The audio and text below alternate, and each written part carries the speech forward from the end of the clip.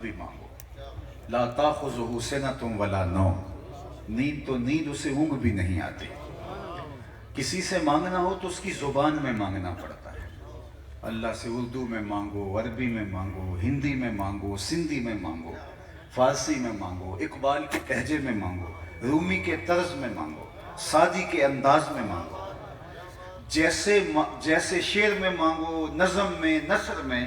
نہیں مانگنا آتا، خالی ہاتھ پھیلا دو، وہ بند لبوں کی بولیاں بھی جانتا ہے۔ لیکن پھیلاؤ تو صحیح، اس کے در پہ آؤ تو صحیح۔ اور اگر کوئی کہتا ہے میں نہیں مانگتا تو وہ کہتا ہے قل ما یعبأ بکم ربی لولا دعاؤکم، نہیں مانگو گے تو وہ بھی پرواہ نہیں کرے گا۔ ضرورت تمہاری ہے، مانگتے رہو گے جولیاں بھرتا رہے گا۔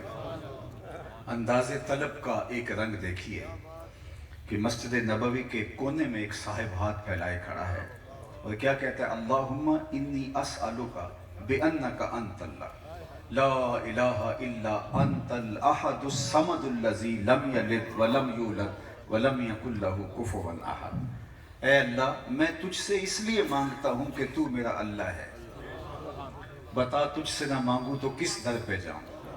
اس لیے بِأَنَّكَ أَنْتَ اللَّهِ، اس لیے تجھ سے مانگتا ہوں کہ تو میرا اللہ ہے۔ تیرا میرا رشتہ کتنا گوڑا ہے۔ حضور علیہ السلام نے دیکھا اور ایک صحابی سے کہا وہ جو دعا مانگ رہا ہے اس کو جا کے بتا دو کہ تمہاری دعا قبول کر دی گئی۔ کوئی مانگے تو صحیح، دست طلب دراز تو کرے، ہاتھ تو پھیلائے۔ بت کے آگے ہاتھ جوڑے زلیخا بولتی ہے یا صنمی، اے میرے بت، بچھڑا ہوا یوسف ملا دے۔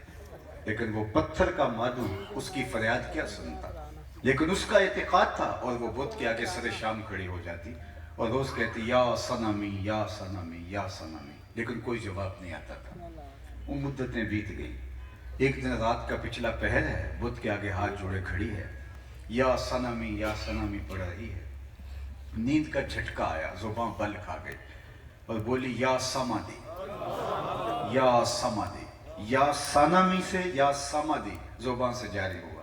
آواز آئی جبریل جلدی جا، یوسف کے گھوڑے کا رخ موڑ دے، اس بچھڑی ہوئی کو یوسف ملا دے۔ مالک تجھے تو نہیں پکار رہی، یہ تو بت کو پکار رہی ہے۔ زبان لغزش کھا گئی ہے، کہا جیسے بھی ہوا اس کے لبوں پہ میرا نام تو آیا۔ اتنی مدت ہوئی بت کو پکارتے ہوئے، اس نے کوئی جواب نہیں دیا۔ آج جیسے بھی اس نے میرا نام تو لیا ہے، اگر میں نے بھی جواب نہ دیا میرے اور بت میں فرق کیا ہوا؟ کوئی آئے تو صحیح، دست طلب دراز تو کرے۔ ہم تو مائل بکرم ہیں، کوئی سائل ہی نہیں، راہ دکھلائیں کسے رہرو منزل ہی نہیں۔ جلوائے طور تو موجود ہے، کوئی موسیٰ ہی نہیں۔ کوئی سچی طلب لے کے تو آئے، دست طلب دراز تو کرے، ہاتھ تو پھیلائے۔ وہ یہ نہیں دیکھتا وہ بندوں کی جھولیاں بھر دیتا، اس کے خزانوں میں کوئی کمی نہیں ہے۔ آج ہم یہاں جمع اس کام کے لیے ہوئے کہ میرے مالک ہماری اس ماں کی مغفرت فرما دے اور ہماری دعائیں، ہماری التجائیں اور ہماری آرزوئیں اور تمنائیں بارگاہ قدس میں قبول ہونے والی ہیں۔ میں آپ کو ایک سادہ دیہاتی ٹوٹکہ عرض کرنا چاہتا ہوں، وہ یہ کہ جتنے لوگ آپ بیٹھے ہیں اتنے لوگ اٹھ کے کسی دنیا دار کے ڈیرے پہ چلے جائیں اور اس سے وہ مانگیں جو دینے سے اس کو کوئی خاص فرق بھی نہ پڑتا ہو، تو مجھے بتاؤ اتنے لوگوں کو وہ خالی لٹائے گا؟ وہ کہے گا ڈیرہ داری کی شان کے خلاف ہے کہ اتنے لوگ میرے دروازے پہ چل کے آ گئے ہیں اور مجھ سے وہ مانگ رہے ہیں کہ میرے خزانے اتنے فرق بھی نہیں پڑتا۔ تو یار ایک دنیا کا ڈیرہ داری کا بھرم نہیں ٹوٹنے دیتا تو مالک کیسے بندوں کو خالی لٹائے؟ کہا کوئی آؤ تو صحیح۔ یہ پہلا مقصد ہے آج ہمارا یہاں جمع ہونے کا، دعا مانگنا اور مرنے والوں کے لیے جو ہاتھ اٹھائے جاتے ہیں اللہ انہیں خالی نہیں موڑتا۔ دوسرا مقصد